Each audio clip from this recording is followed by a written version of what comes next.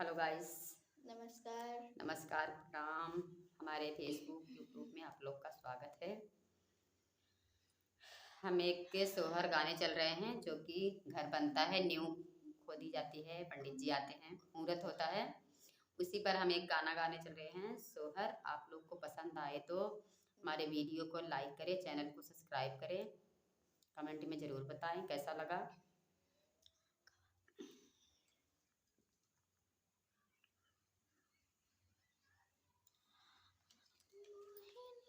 इसमें हम लोग मतलब पति, जेठ, ससुर सभी का नाम, बच्चों का नाम लिया जाता है। तो मैं अब किसका नाम लूँ? अपने पति का ही लेना पड़ेगा हमें।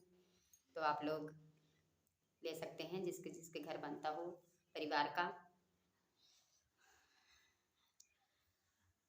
के नामो रे इटवा पथावई तयम्मा लगावई हो सखिया के न मोरे नैया खनावई उठई दवरा हरि उठई दवरा हरि हो सखिया के नामो रे इटवा पथावई पजवा लगावई हो सखिया के नामो रे नैया खनावई उठई दवरा हरि हो।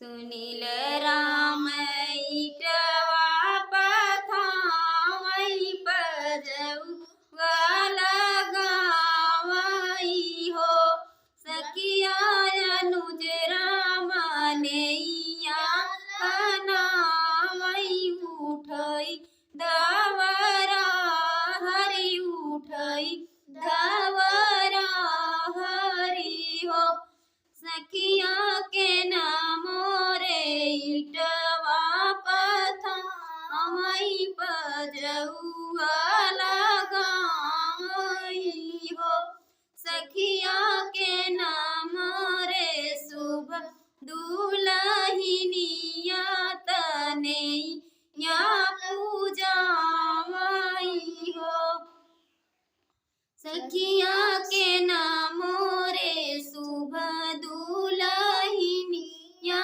तनैया पूजावई हो।